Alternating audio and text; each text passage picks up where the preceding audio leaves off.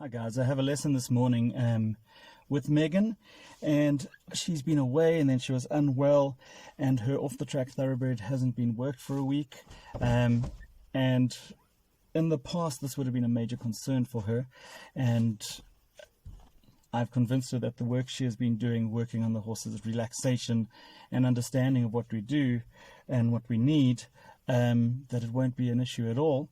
So she's agreed to let me film the first session back after a week with no riding.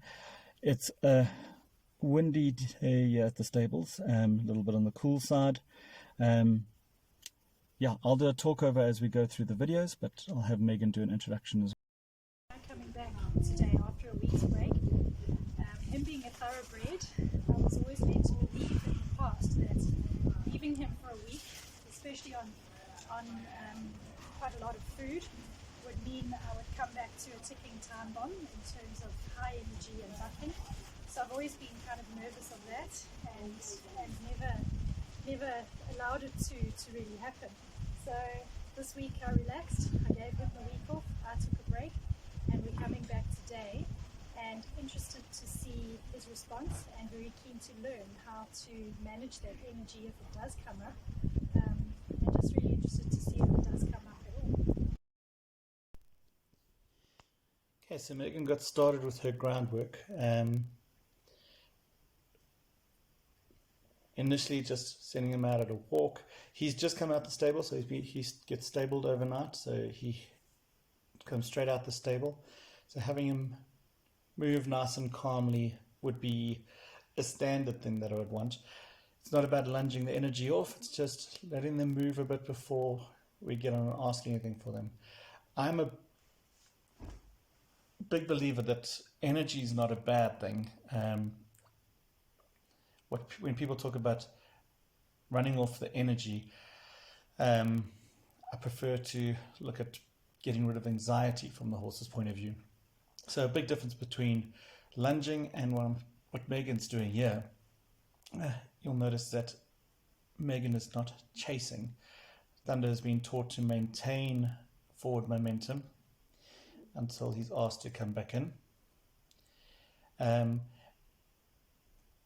Chasing the horse does not address anxiety. No matter what we've been told, they don't get more relaxed because some human has chased them around. Megan's just going to give a forelock massage and a bit of dwell time. She builds on getting him to stand and loads of time for relaxation in between. So this entire process before Megan mounts took a little under 20 minutes. So about the time that someone would normally spend chasing a horse around in circles and adding to the anxiety instead of getting rid of energy. You don't get rid of energy by chasing them around in circles. You maintain the level of anxiety and you give them more fitness to fight you. Because if you're chasing them around in circles 3 to 4 times a week, they're fit enough that it wouldn't really get rid of any energy. Disengage his hindquarters. Even though he's relaxed, she's practicing in case he does get worried. So Thunder has developed this beautiful slow trot. When Megan asks for him to extend, he does, but because he was such a forward horse in the past, building a slow trot has been a real victory for Megan.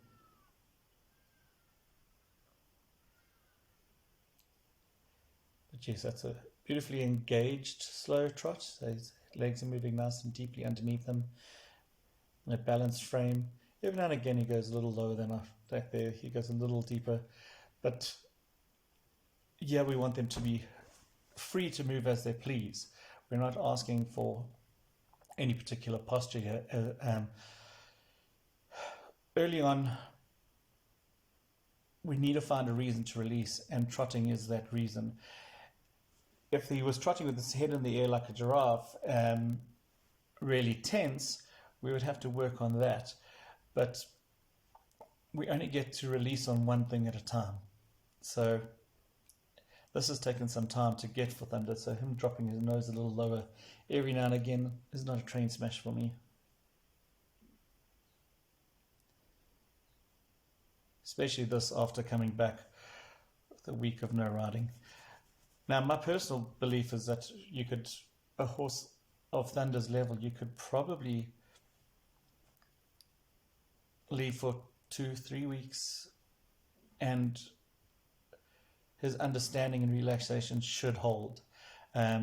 Yes, he's stable overnight, so maybe you see a little bit more anxiety come up because of that.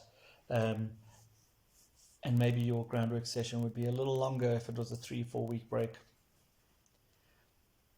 I think it's just checking that her stop's going to work once she gets on.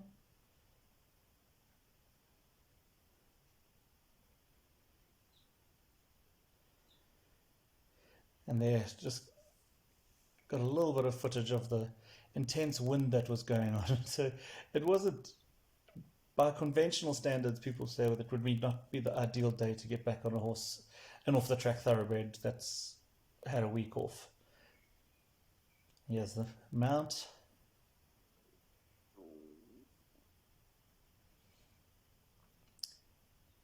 Megan was still a little tentative there. Thunder went to walk off and she's asked him to bend around. Thereafter, he's with her.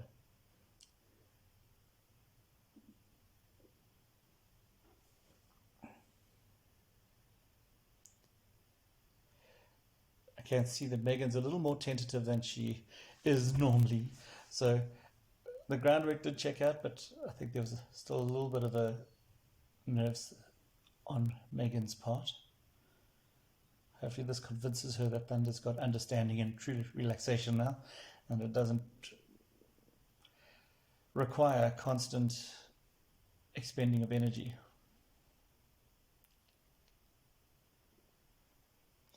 And of course, as she gets on, helicopter flies overhead.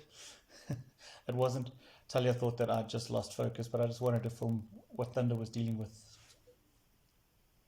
in these moments.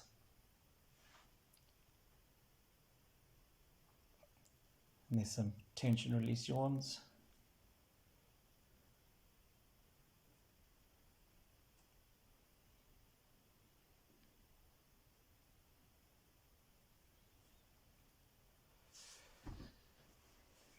Okay, so after spending 10 minutes working on at a walk, worked on the trot. Now, it is a little more forward of a trot than Thunder normally starts out on, but he's still relaxed and cadenced in it. So I was pretty happy with that. After, not surprised because Megan put in the work with the groundwork and the work that she's been doing to get him to this point. It sticks.